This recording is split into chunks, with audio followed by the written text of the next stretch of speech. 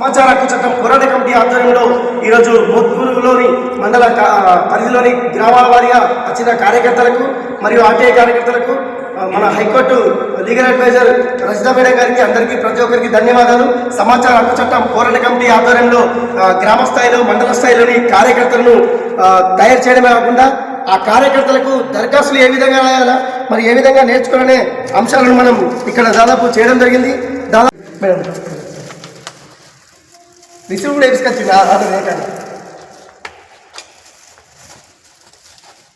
అధికారులు పని ఒత్తిడి వలన లేదంటే సమయపాలన లేకపోవడం వలన ఇవ్వకపోవడాన్ని మనం 45 రోజుల వరకు ఎగ్జామినేషన్ చేస్తాం. ఎవరు అప్పీలేట్ అథారిటీ ఉదాహరణకు మనం ఎంపీడీఓ ఆఫీస్లో పెట్టాం. ఎంపీడీఓ ఆఫీస్లో మన అన్నగారు చెప్పారు, అన్న మన ఊళ్ళో పెన్షన్ల బాగుందని ఇట్లా పెన్షన్ ఆరులో కట్టడం అనర్సులో కడుతున్నాయి అంటే ఫస్ట్ దానికి ప్రపర్మ తయారు చేసుకుంటాం.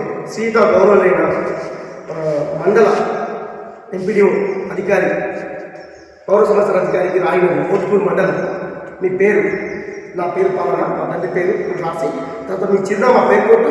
మీరు దరఖాస్తులో వృద్ధాప్య పెన్షన్ లేదు, ఆసరా పెన్షన్ లేదు, వికలాంగుల పెన్షన్ లేదు, వితంతు పెన్షన్ లేదు, ఈ పెన్షన్లన్నింటినీ కాలంలో రాస్తూ తర్వాత 2014 నుంచి 2020 వరకు ఎన్ని పెన్షన్లు మంజూరు చేయడం జరిగింది. ఆ పెన్షన్ల మంజూరుతో పాటు వారికి సంబంధించిన లబ్ధిదారుల జాబితా, ఆ జాబితా తీసుకొని ఉదాహరణకు అనర్హులకు వస్తున్నాయనుకో మీరు దాన్ని సంవత్సరాలు తీసుకొని ఆర్టీఐ సబ్సెక్షన్ 2I J కింద ధృవీకరించి తీసుకోవచ్చు. అంటే ఒక అధికారికి ఎంపీడీఓ కార్యాలయంలో పౌర సమాచార అధికారిగా కార్యదర్శి గ్రామ పంచాయతీలో మండలంలో ఎంపీఓ మండల పరిషత్ ఆఫీసర్ ఇద్దరు ఉంటారు. వీళ్ళు సరైన సమాచారం లేకపోతే ఎంపీడీఓకి అప్పీల్ చేయొచ్చు. మళ్ళీ సేమ్ రెవెన్యూ డివిజన్ కార్యాలయంలో ఏ విధంగా ఉంటుందో ఈ కార్యాలయంలో ఆ విధంగా ఉంటుంది. కాబట్టి మనం దరఖాస్తు కోరేటప్పుడు మనకు ఏ శాఖకు సంబంధించింది, ఎగ్జాంపుల్ పెన్షన్ అనుకో ఎంపీడీఓ కార్యాలయం, భూముల గురించి అనుకో రెవెన్యూ కార్యాలయం, మన వ్యవసాయానికి సంబంధించిన అగ్రికల్చర్ అగ్రికల్చర్ ఆఫీసర్. అయితే దీనికి సంబంధించిన ఒక చిన్న ఉదాహరణ చెప్తాము. మేము కామారెడ్డి మండలంలో ఇట్లాంటి కార్యక్రమం ఏర్పాటు చేసినాం. అది అక్కడ సమాచార చట్టం బోర్డులు చాలా చోట్ల లేవనే ఒక మీలాంటి దరఖాస్తుదారుల విన్నపం మేరకు మేము ఏం చేశామంటే ఒక దరఖాస్తుదారుడు 5 దరఖాస్తులు రాయాలా.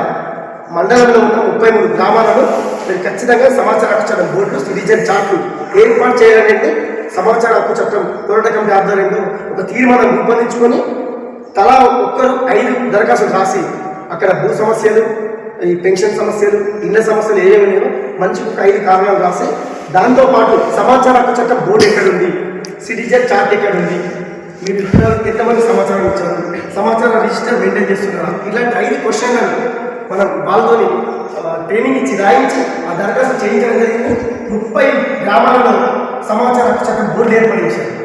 ఒక్క దరఖాస్తుతో 30 గ్రామాలలో సమాచార హక్కు చట్టం బోర్డు ఏర్పాటు చేశారు, సిటిజన్ చార్ట్ ఏర్పాటు చేశారు, తర్వాత దాంతోపాటు పీరియడ్ల పెట్టిన ఏర్పాటు చేశారు.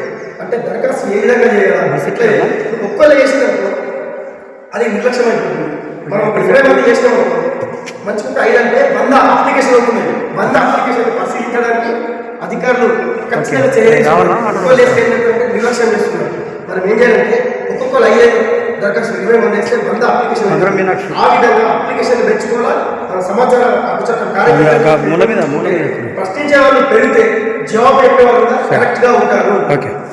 మండలానికి ఒక 10 మంది అధికారులు ఉంటారు, మరి ప్రజలు ఎంతమంది ఉంటారు, వేలలో ఉంటారు. మరి అవినీతి ఎక్కడ జరుగుతుంది?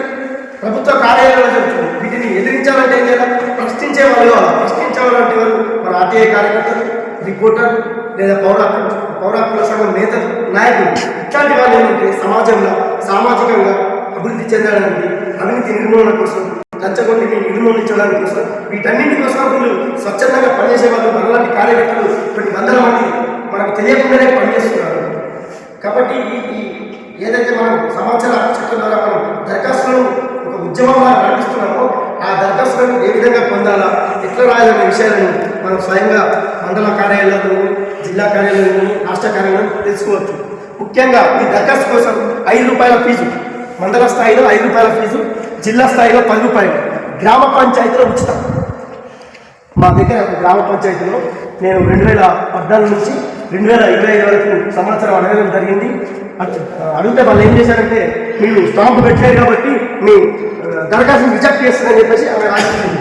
మేమేం ఉన్నామంటే సెక్రటరీ గారు మా దరఖాస్తు మీరు రిజెక్ట్ చేసే హక్కు ఉంది కదా మీకు, అది ఎందుకు రిజెక్ట్ చేసినో మేము కారణాలు తెలుపుతూ ధృవీకరించి చూవై చేయకుండా మీ స్టాంపు కార్యాలయ స్టాంపు కొట్టి ధృవీకరించి ఇవ్వండి అని చెప్పేసి ఆ డాక్యుమెంట్ తీసుకొని మేము నేరుగా మండల పరిషత్ అప్పిలేట్ అథారిటీకి మేము ఫిర్యాదు చేయడం జరిగింది.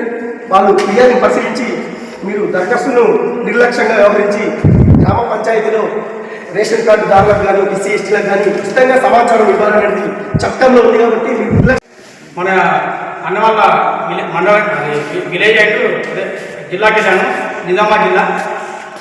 అయితే మన యాదాద్రి జిల్లా కదా ఇది. మన జిల్లాలో కూడా యాగుట్ట మండలం ఏరియాలో తుర్కపల్లి కొన్ని మండలాల్లో దాదాపు బోర్డు పెట్టిన గ్రామాలు ఉంటే ఎమ్మడే ఎంపీడీఓ గారికి ఒక దరఖాస్తు ఇచ్చి సార్ మీ మనం గ్రామాల బోర్డు లేవని చెప్పి వినిపిస్తున్నాం. మండలాలు కూడా లేకుంటే ఎమ్మడే రీసెంట్గా పోలీస్ స్టేషన్ పోయినాం. అన్నగారు దానికి సంబంధించిన సమాచారం అడిగింది, ఎమ్మడే బోర్డు పెట్టిమని సీఏ గారికి వినిపించడం జరిగింది. మన శిక్షణ శిబిర సదస్సు జరిగింది. దానికి ఆర్టీఐ వ్యవస్థాపకులు కట్టా నరేష్ కుమార్ గారికి మరియు advocate high court advocate Rajitha madam గారికి మరియు ఆర్టీఐ సీనియర్ ఏజెంట్ మల్లేశం గారికి, నా తోటి ఉన్నటువంటి ఆర్టీఐ ఏజెంట్లకు అందరికీ నా యొక్క నమస్కారం తెలియజేస్తున్నాను. సమాచార హక్కు చట్టం అంటే 2005 అక్టోబర్ 12 ఏర్పడేది అందరికీ తెలుసు. కానీ మనం డిగ్రీ చదివి ఎంఏలు పిహెచ్ చదివిన వల్ల కూడా సమాచార హక్కు చట్టం గురించి ఏమీ తెలియదు, జీరో నాలెడ్జ్.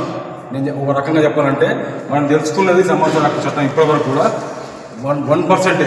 ఇంకా చాలామంది తెలుసుకోవాల్సింది. దీని గురించి తెలుసుకుంటే ఆటోమేటిక్గా ప్రతి గవర్నమెంట్ ఆఫీసులో ప్రతి ఎంప్లాయీ కూడా మనకు తెలుసుండాలి. ఫస్ట్ మనకు తెలుసుంటే వాళ్ళు దేనికైనా మనం మోగానే సక్రమంగా పనిచేస్తారు, మనం చూసి గౌరవిస్తారు.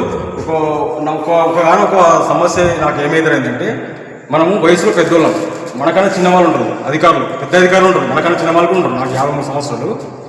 మనం ఏదైనా ఆ సర్కారు కానీ మేడ కానీ పోతే ఒక అప్లికేషన్ తీసుకుని పోతే ఏమైతే అంటే కనీసం వాళ్ళ మర్యాద చూడు, అంటే వాళ్ళ అహంకారం ఎట్లుంటుందంటే కనీసం కూర్చోమని కూడా అన్నారు. మనం కూడా ఇంకొంచెం చదువుకున్నాం. నేను ఒక ఎల్ఐసి ఏజెంట్ను, ఒక 20 ఏళ్ళ నుంచి ఎల్ఐ చేస్తున్నా, పబ్లిక్తో టచ్లో ఉంటా. అయినా కూడా వాళ్ళు కనీసం కూర్చోమని కూడా అన్నారు. ఎవరినంటారు ఎక్కడైనా అక్షరము చదువు రాదు వాళ్ళకు, వేలుముద్ర వాళ్ళకు తెల్ల బట్టలు వేసుకొని ఎంఆర్ ఆఫీస్ కానీ ఎండి ఆఫీస్ పోగానే ఎమ్మడే కుర్చీలు వేసుకోబెట్టారు. అది అంటే చదువుకున్న వాళ్ళకు ఏమాత్రం సమాజంలో గౌరవం లేదు. నా ఒక రకంగా చెప్పాలంటే చదువుకున్న వాళ్ళకు డబ్బుండి హోదా ఉంటే ఆటోమేటిక్గా మనకు గౌరవం వస్తుంది. వాడు చెప్పిందే వేదం. వాడు రాజకీయ నాయకులు ఎట్లుంటారంటే ఇప్పుడు వాడు ఏం చెప్పినా